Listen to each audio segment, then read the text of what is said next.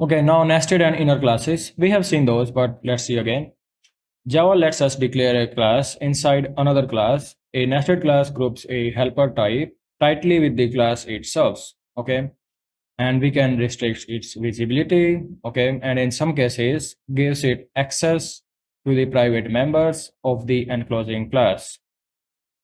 So there are two flavors to keep straight. A static nested class is effectively a top level class that just happens to live inside another for namespacing, and a non static inner class is bound to an instance of the enclosing class, okay, and can see all of its members, including private ones.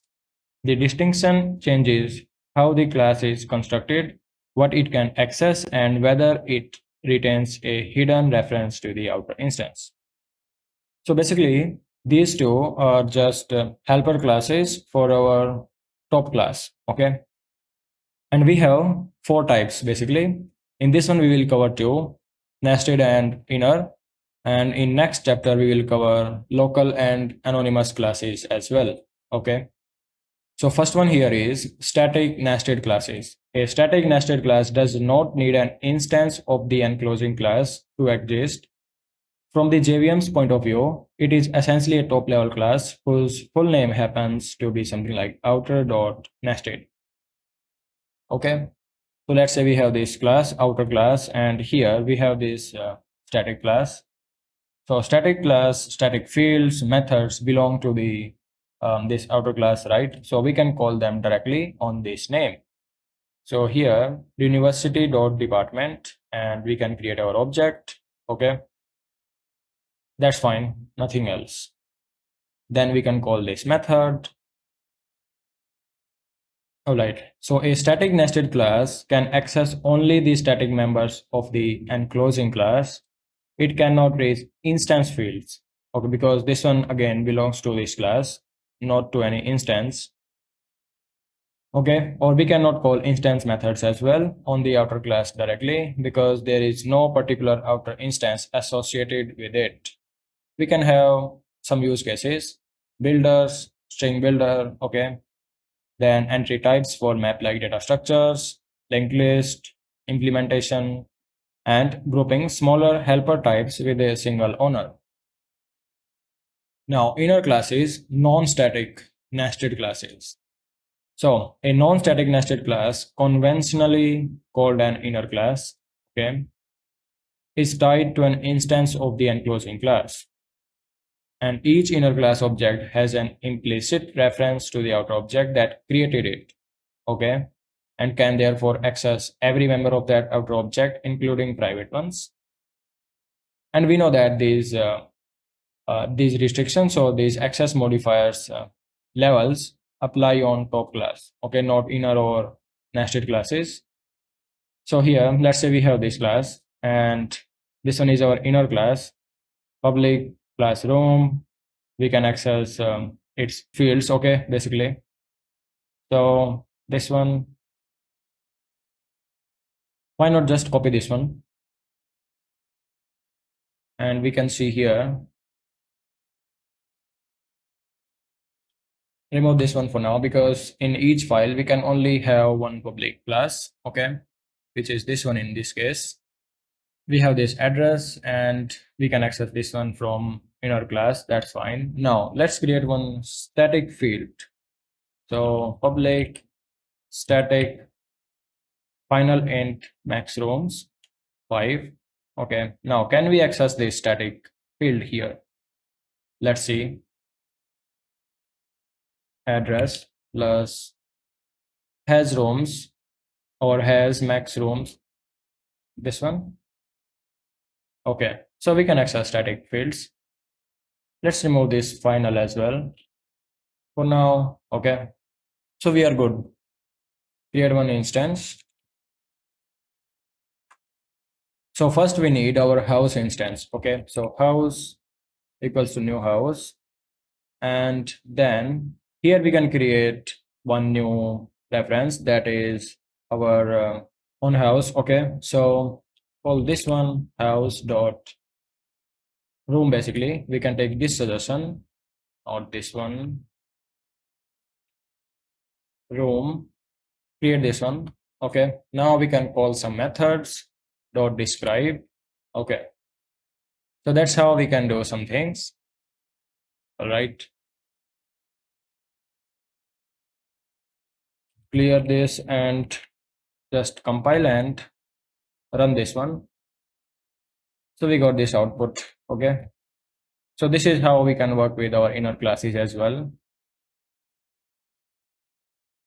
Now next one, common use cases we have here. Iterators that need to walk the outer collection's internal state. Event handlers that react to changes in the outer object. Okay. Now static nested versus inner side by side needs outer instance. Okay, now we can call directly on name. Yes. Access to outer members, static members only. All members, including private as well. Okay. Now hidden outer reference. No. Yes. Memory cost. Creation syntax. Just like that. And here. Can declare static members. Yes. Only since Java 16, but we can, right? Point is that. Typically use this one. Now accessing the outer instance, outer dot this. Inside an inner class, this refers to the inner class object. To refer to an enclosing outer instance explicitly, we can use this one, outer dot this. Okay, so let's say we have this class and we can call this one. So button dot this. Okay, all right. So this matters when the inner class has a field or method that shadows one in the outer class. All right, let's say here we have this label and we have same field basically with same type in our inner class as well. And from here we want to reference outer one, then we can call this one dot this. Okay, and again this one should be the direct parent, and in this case we have. Okay, now the hidden outer reference. Every inner class instance holds an implicit reference to its enclosing outer instance. That reference is invisible in source code but very real at runtime and has two consequences. First one is memory and second is serialization. So memory, an inner class instance cannot be garbage collected until the outer instance is also eligible. Very important. Okay. If you store inner class instances in a long-lived collection, event listeners, the outer instances linger in memory. Okay. All right. Serialization. Serializing an inner class instance implicitly serializes the outer instances as well. And if the outer class is not serializable, serialization fails even if the inner class is. We have one warning again, same. Okay. When to use which? The default should be static nested. Okay. Only drop the static modifier when the nested class genuinely needs access to the outer instance. Okay. That's fine. Some use cases. In case of iterator, we definitely need inner class, right? Now, visibility modifiers on nested classes.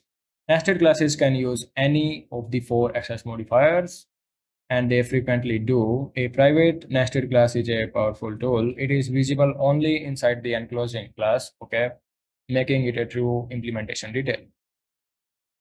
All right. We have a quick reference example. You can take a look here and some questions. What is the difference between static nested class and inner class? We know. Why does effective Java recommend favoring static over? Okay, again, same explanation. Can static nested class access private members of its enclosing class? Yes, definitely. Why does outer.new inner use such unusual syntax? Because every inner class instance is logically owned by a particular outer class instance. Okay, that's fine. And we have quick summary and we can move forward with our next chapter, which is local and anonymous classes. And this one is very important, and you will find these kind of syntaxes often in code bases. Okay, So beyond static and inner classes, Java supports two more narrow scope forms, local classes defined in inside a method, okay, and anonymous classes that declare and instantiate a class in a single expression. And both are largely superseded by lambdas for functional interfaces, okay, but they remain important for multi-method implementation and for reading legacy code as well. First one, local classes defined inside a method, okay, and only visible there as well. A local class is declared inside a method or constructor or initializer block. It is visible only within that enclosing block, okay, and disappears as soon as the block exits. So let's say this one, in this method, we have this class formatter, and we can use this one now, okay. Local classes are useful when we need a small helper with state or multiple methods, but do not want to pollute the outer class's namespace. Okay. All right, we can define inside constructor as well because constructor is also method and inside any regular method as well. Okay, or any initializer block. Okay. Now next one is access to local variables. This one is important in case of local classes. A local class can access local variables and parameters of the enclosing method, but only if they are effectively final, never reassigned after initialization. So that's the meaning of effectively final. If you assign any value, then you are not changing that again. Okay. So in this method, let's say we have this parameter. Okay. Now here, this one, we assign that. Okay. And this one is effectively final because after that, we are not reassigning that one. Okay. And we have this class. We can access this one here. Okay. Why not just copy this one and let's see. All right. But now here, if you are reassigning that, this code will compile fine and also run, also will be executed fine. We can remove this one for now. All right. Now we can call this one, but for that, we have to make this one static. Okay. Now we can call this. So great. Hello. Compile this and run this one. So hello Alice. Okay. Now what if we change this one? Remove this for now and punctuation equals to. Now you cannot access this from local class. Okay. Is accessed from within inner class needs to be final or effectively final. Okay. This one is one case. All right. Now we can remove this one.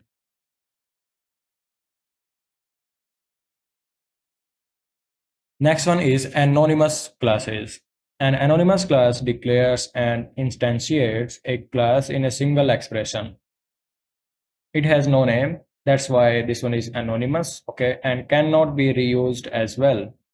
So runnable task equals to new runnable at override public void run, okay. So basically this syntax, okay, you can see here, this one is interface. We'll see this one later. But we can create anonymous class that implements one interface like here. This one is interface name, also this one. Okay, and we can override these methods here. Okay. Okay, so you can skip these kind of syntaxes now. Thread and runnable. We will cover those things later. Now syntax new and type. This one means create a subclass of type, okay, of this one implementer of the interface type with this body and return an instance. Okay. Anonymous classes can also extend a concrete or abstract class like this one. This one will be your class name, also this one. Okay. And inside that, we can override any method if you are extending any abstract class. Okay.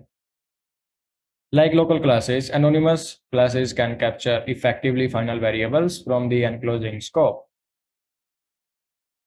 Okay, now let's see some examples. Here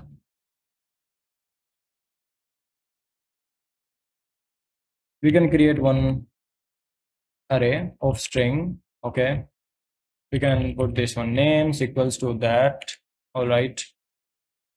Now let's say we want to sort this one. Okay, and we want to sort based on length, not lexicographically. Okay, so usually how we have to do that, we can implement class, okay, then length comparator and implements comparator and this one. Okay, so usually we do that, but we can do directly that as well. And how we can do that? Now arrays dot sort names, and we can provide this one. Okay, this one is one usual way. Okay, but we can do directly as well. Arrays dot sort, we can provide names here, and instead of providing reference to this class, we can create instance of this one, new comparator. Okay, comparator and string, and inside that we can provide one implementation. Okay, now here we can provide this implementation, or we can also override, that's also fine. Compare. Okay, so now we don't have to do this. This one is still fine. Okay, anonymous new comparator can be replaced with lambda. Okay, that's fine. Now we can print. Okay, let's see, compile this and run this one. We are good now. Okay,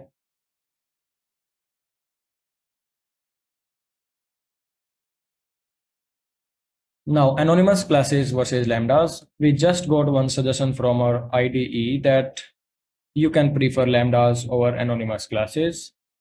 So for any functional interface, like here, this one is one, if you go inside that, this one is one functional interface. That means it has only one abstract method. Okay, that is compare.